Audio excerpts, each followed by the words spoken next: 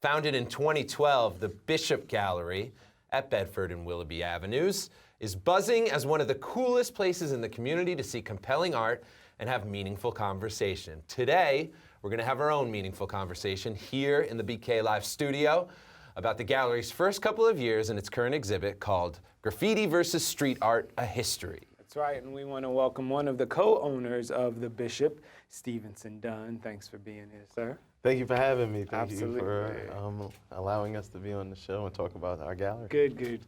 And with him is artist and curator Diaz, who is working with fellow artist Carlos Pinto, recently co-produced a sustainable art campaign called Subway Series. Thanks for being here. Thank you for having us. Absolutely, we appreciate it. Stevenson, how did you start the Bishop? Where was it founded, and what was your purpose? I know that's three questions, but they're all the same question. Well, it started about 7, almost 8 years ago. My business partner and best friend since like 8th grade, Erwin John, we started our first galleries in D.C., as a matter of fact, because he went to college in D.C. at Howard University. So we started our first gallery there. And our second gallery was the Lamont Bishop Gallery, and it's actually named for a mentor and kind of a big brother to us, Mr. Lamont Bishop, who actually passed away at a very young age. He was in his early 30s, 33 when he passed away. And he was a brother that kind of molded us and always taught about kind of the potential that we had and kind of cultivated that potential. Everything from slapping us upside the head when we needed it to encouragement when we needed it. And so we just thought to honor his memory and his legacy, we would name the gallery after him. And now we're back home in Bed-Stuy, where we were born and raised, in a perfect time, actually, during this Brooklyn Renaissance, if you will. The arts and creative culture and creative economy is just at a boom right now, and we want to, as people who have lived in Brooklyn and lived in Bed-Stuy and gotten a lot for the community, we want an opportunity to give back, and we think the arts is a great place to do it. Well, you linked up with someone who's been giving it back to the community. So Al, I just wonder what it's like to be able to work in a community like Bed-Stuy for people who are in the community and don't have to go somewhere else removed to look at art and even have a place to express themselves artistically. I think I feel more comfortable in the hood, I mean, I grew up in a housing project. I've lived in various parts of the city, but something about, something about being on Bedford and Willoughby, which is not far from where my grandmother lived for a while, it just feels comfortable. It just feels, like the right place to be. Stevenson, how do you feel the Bishop Gallery is giving back to the community or inspiring people this year? Well, this year, 2015, I would say the last 2 years actually have been very formative years for us. And in terms of giving back to the community, one of the things that is kind of at the core of what we do, two things actually, is that we support emerging artists. The barriers of entry for up-and-coming artists are extremely high barriers, if you will, especially in the visual arts and those type of things. And so just having a platform where they know they can come and collaborate with us to do shows, that we could partner with them for campaigns and projects. The community has been very responsive. Also, partnering with community groups is very important. We've worked with Man Up, Making a New United People. We've worked with local government officials. We work with organizations like Jericho Road, which helps women who were in abusive relationships at one point. So just a variety of different things, because our community has a variety of different issues it's attacking. And to that end, let's talk about your current exhibit, the Graffiti-vs-Street Art, A History. What can people find at that exhibit? I got you.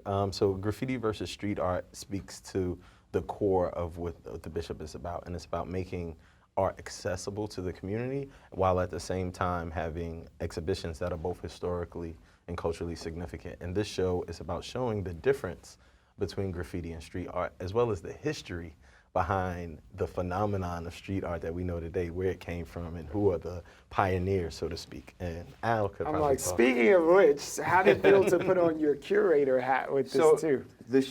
First of all, the show does not pretend to give you the history of graffiti. Right. What it does is it defines the difference between graffiti culture and what has now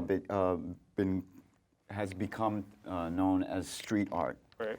So I do it like a timeline of early important graffiti writers, and on the contrasting wall we have a timeline of early street art innovators, I guess.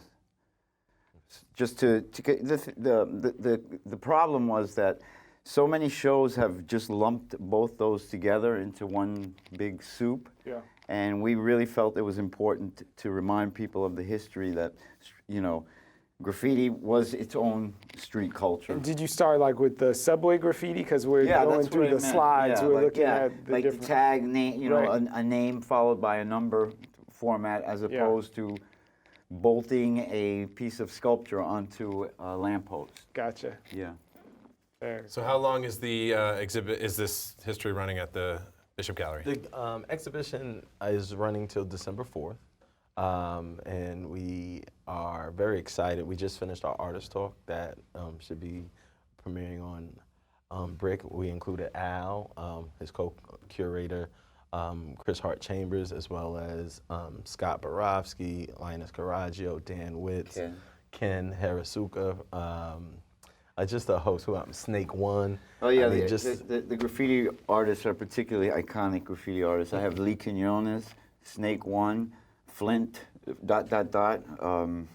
Jester, and Tracy 168. So, Tracy 168, I've heard of him. Greg is gonna Wild have that. style. So I wanted to ask you then, what do you think about that tension between the way that we thought of like graffiti and writing from the time when it was on the subway to now people like Banksy making things on the walls and they rip it down and it's $1 million? Everything evolves. Yeah. But things also become diluted. So there's some artists who are more pure than others. I mean, I try not to. I actually don't think about Banksy. It's not something that occupies my mind. I'm not. I mean, some of it is kind of okay, but it's not. He's not one of my favorite artists. There's a lot of mediocre stuff that I see on the walls. A lot of murals that don't really speak to me. But then there's people, who actually do something, powerful, like people like Ron English or Alice Mizrahi. People, there's some good street artists out there. What makes it good? Like from the two of you, you're the gallery man, you're the curator. Like what pushes past that line from the kid who's just learning how to do block letters and wants to put his name all over the train, and someone who you say like, this is kind of legit. Like 5 minutes later, he can be in the Bishop. Well, so I don't think it's necessarily the aesthetic that decides that, because Samo was plain black letters. Am I wrong? Yeah, and it was more about the message, right? That was actually, and I will say this, it was a collaboration. What was the history of that collaboration? Can we talk about that? How that came about with you and Jean-Michel Basquiat? It's kind of a long, convoluted story, but it's funny. It started out as a short rendition. It started out as a personal joke, a private slang. Did you guys go to school together? Yes, we met in high school. We were both transferred from other high schools. And this was like in our last year and a half of high school, although Jean actually never graduated. So it was a personal joke, a private joke rather. And we just kind of liked the word, Samo. And it just developed, and it eventually became this kind of ambiguous vehicle for us to express our views, opinions, observations, and we took it to the street. Me having been a veteran graffiti artist, suggested that we start a graffiti campaign, and we just ran with it, and it developed as the more we wrote it, the more it developed in our minds. How did your relationship with Jean-Michel evolve past that up until the time of his unfortunate death?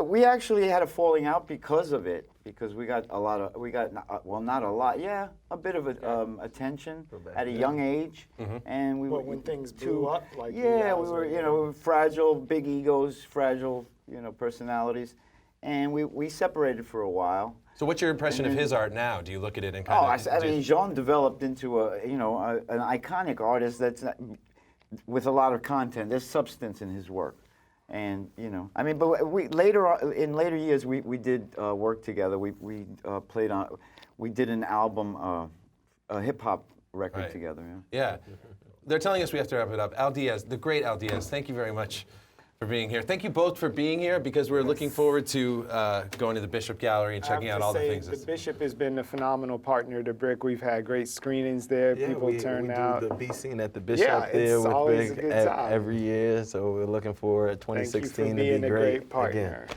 Thank you very much. Thank you, Al and Stevenson Dunn. Thank you both very much. Take care.